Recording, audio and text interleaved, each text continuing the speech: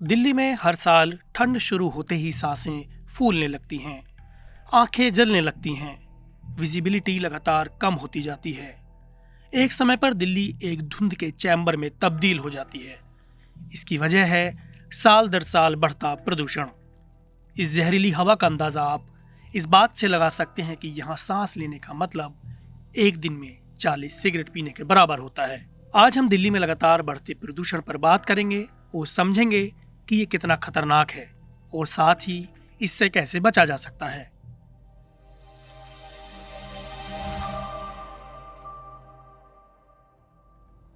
देखिए, ये जो धुंध क्या होती है, इसको अंग्रेजी में स्मॉग कहते हैं। स्मॉग होता है combination of fog and air pollution. और फॉग तो ठंड में ही होती है, और ये स्मॉग जो होती है ये इसलिए है कि फॉग में वो जो एयर पोल्यूशन के जो कण होते हैं वो इकट्ठे हो जाते हैं, और वो सबसे ज़्यादा होती है सुबह के टाइम पर। और ये भी सच है आपकी बात, क्योंकि मैं दिल्ली में 40 साल से प्रैक्टिस कर रहा हूँ और रेस्पिरेटरी मेडिसिन की, तो ये हर साल देखते हैं। हम लोग उसमें दिवाली के पटाखों को ब्लेम करते हैं, और ट्रैफिक को ब्लेम करते हैं, और जो पराली जलती है उसको भी ब्लेम करते हैं। ये सब एक्चुअली कारण है। और दूसरा कारण ये है कि जो दिल्ली शहर है, दिल्ली एनसीआर है, वो एक जोग्राफिकली लो लाइंग एरिया है। जो यहाँ पर प्रदूषण आता है वो यहीं रुक जाता है, यहाँ से जाता नहीं है। जैसे कि आपने सुना होगा कि कल हवा अच्छी चली तो प्रदूषण कम हो गया, बिल्कुल। तो क्योंकि हवा बहुत कम चलती है, तो जो प्रदूषण जो यहाँ उत्पन्न होता है वो कहीं जाता नहीं है, यहीं पर रहता है। एक तो ये बात। दूसरा, जो दिल्ली का प्रदूषण है वो सिर्फ दिल्ली से नहीं आता, पाकिस्तान से भी आता है, अफगानिस्तान से भी आता है, पंजाब से भी आता है, हरियाणा से भी आता है, यूपी से भी आता है। तो ये सर्दियों में इसलिए आता है क्योंकि वो ज़मीनी स्तर पे होता है और हवाएं कम चलती हैं। और इसके जो सोर्सेस की बात करें, 3 सोर्सेस तो मैंने आपको बता दिए। उसके अलावा जो दिल्ली के 300 किलोमीटर के अंदर जो इलेक्ट्रिसिटी जनरेशन, वो सारी कोयले से बनती है इलेक्ट्रिसिटी। उससे बहुत नाइट्रिक ऑक्साइड और सल्फर डाइऑक्साइड निकलते हैं। और जो इंडस्ट्रियल एक्टिविटीज़ होती हैं और जो कचरा जलाया जाता है बाहर, जो दिल्ली शहर में जो वेस्ट बर्निंग करते हैं, उसमें 3 से 5% एयर पोल्यूशन वहाँ से आता है। सो अगर हम नंबर की बात करें तो सबसे इम्पोर्टेंट ट्रैफिक, गाड़ियाँ। उसके बाद ये इस टाइम पे जो पराली जलती है, उससे भी इम्पोर्टेंट है जो रोड डस्ट होती है। जो डस्ट होती है वो गाड़ियाँ चलती है और उससे डस्ट उठती है। कंस्ट्रक्शन की जो डस्ट होती है, हर चौथा घर टूट के बन रहा है, फ्लाईओवर्स बन रहे हैं, उसकी जो डस्ट होती है उसमें कोई पैरामीटर्स फॉलो नहीं करते। वो जो सीमेंट जहाँ बजरी के साथ मिक्स होता है उसको कवर नहीं किया जाता है, ट्रकें चलती हैं उसमें भरा हुआ होता है सामान। इसके अलावा जो तंदूर होते हैं, जो दिल्ली में 9,000 तंदूर है, जो जहाँ ढाबे पे, हाँ, ढाबों पे, होटलों में, जो सब कोयले और लकड़ी से चलते हैं, उससे बहुत ज़्यादा पॉल्यूशन होता है। तो जो PM10 होता है उसका मतलब होता है जो 10 माइक्रोन से जो छोटे कण होते हैं वो PM10 होता है। वो इसकी इम्पोर्टेंस इसलिए होती है कि वो हमारे नाक के फिल्टर को बाईपास करके चला जाता है। नाक में एक फिल्टर होता है हमारे, हम जब सांस लेते हैं तो अमूमन हमारा मुंह बंद रहता है, नाक से जाता है। जो 10 माइक्रोन से बड़े पार्टिकल्स होंगे वो वहीं रुक जाएंगे, वो लंग में नहीं जाएंगे, तो उतना नुकसान नहीं करते। ये पहले 20-30 साल पहले, 40 साल पहले दिल्ली में PM10 ही मेजर किया जाता था। लेकिन ये बाद में देखा गया कि PM2.5, जो 2.5 माइक्रोन से जो छोटे पार्टिकल होते हैं, वो नाक को तो क्रॉस करते ही हैं, लेकिन क्रॉस करके वो जो फेफड़े के सबसे निचले हिस्से में तक जाते हैं, क्योंकि जो हमारी सांस की नलियाँ हैं वो 23 बार डिवाइड होती हैं, छोटी होती जाती है, छोटी होती जाती है, और आखिर में जहाँ पर गैस एक्सचेंज होती है, जहाँ ऑक्सीजन ब्लड में जाती है और ब्लड से कार्बन डाइऑक्साइड बाहर निकलती है, वहाँ तक ये PM2.5 पहुँचते हैं और ये सबसे ज़्यादा नुकसान करते हैं। इसीलिए अब जो है PM2.5 की ज़्यादा इम्पोर्टेंस मानी जाती है। इसके अलावा जो नाइट्रिक ऑक्साइड है, सल्फर डाइऑक्साइड है, वो अस्थमा करते हैं, खांसी करते हैं। दिल्ली में जब कोई व्यक्ति ऐसी जगह से आता है जहां पर बिल्कुल भी प्रदूषण नहीं है, तो उसे क्या परेशानियां होती हैं? साथ ही प्रदूषण का बच्चों पर क्या असर पड़ता है, इस पर वे विस्तार से बताते हैं। कोई व्यक्ति अच्छी जगह से आ रहा है, जैसे जहाँ पर एयर पोल्यूशन नहीं है, वो हवाई जहाज से उतरता है और जैसे ही वो बाहर निकलता है उसकी आंखें जलती हैं, उसकी नाक बहने लग जाती है, उसको गला खराब होने लगता है, उसको फीलिंग अच्छी नहीं आती, किसी को खांसी भी होती है। तो ये इन्फ्लामेशन करता है, वो तो अक्यूट स्टेज हो गई कि भाई जब आया, जब गैस चैम्बर बन गया तो उस समय हेल्दी लोगों को भी खांसी होने लग गई, सब कुछ होने लग गया, चेस्ट में तनाव होने लग गया, एस्थमा जैसा अटैक भी हो जाता है। लेकिन उसकी एक चिंता होती है, वो एक शॉर्ट टर्म है, लेकिन लॉन्ग टर्म में ये न सिर्फ लंग को असर करते हैं बट सारे शरीर के हिस्से को असर करते हैं।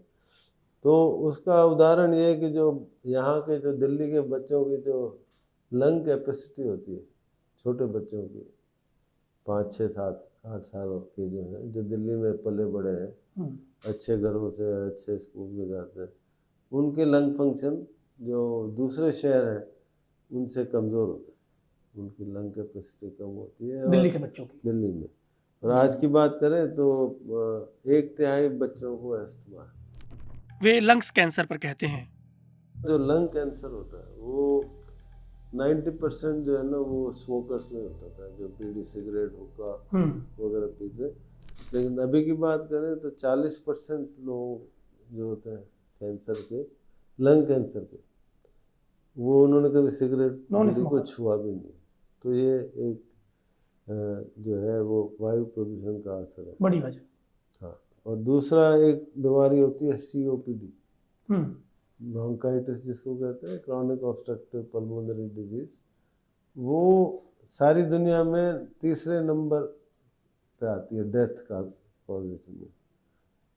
और वो भी हम जब पढ़ा करते थे तो 90% केसेस स्मोकर में होता था, लेकिन आज हिंदुस्तान की बात करें तो 50% COPD वायु प्रदूषण की वजह से होता है। एक व्यक्ति का जीवन काल जो पैदा होता है हिंदुस्तान में 5.3 साल कम हो जाता है वायु प्रदूषण की वजह से, और जो दिल्ली में पैदा होता है उसका लगभग 11.9 साल कम हो जाता है। तो ये आदमी ऐसे ही तो नहीं डेथ हो जाती, उसको बीमारियां होती है तो डेथ होती है।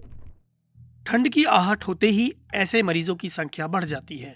इस पर वे कहते हैं, मैं नॉर्मली 2:30-3 बजे तक अपना ख़त्म कर देता हूँ OPD, और आज 5:30 बज गए, मैं अभी तक बैठा हुआ हूँ, क्योंकि सारे पेशेंट ऐसे ही आ रहे हैं जिनकी खांसी या तो आ गई है या खांसी बढ़ गई। ऐसे भी मरीज़ हैं जो इतनी आवाज़ उनकी बंद हो गई कि वो बिल्कुल बोल ही नहीं पा रहे। अच्छा, बिल्कुल एक वर्ड नहीं बोल सकते, बल्कि इशारों में बता रहे हैं कि उनको क्या तकलीफ है, ऐसे ऐसे ऐसे बोलते हैं कि है नहीं आवाज़। ऐसे भी आज भी मरीज मैंने देखे। तो ये बहुत गंभीर समस्या है हमारे दिल्ली से। और आपने पढ़ा होगा न्यूज़पेपर में कि जो टॉप 10 शहर हैं जहाँ पर पॉल्यूशन सबसे ज़्यादा, दिल्ली नंबर 1 है, लेकिन उसके बाद नोएडा, गाजियाबाद, हापुड़, दिल्ली के आसपास ही आसपास ही है ज़्यादा जिनको लंग्स की बीमारी है, जो वृद्धावस्था में है, 60-65 साल से बड़े हैं।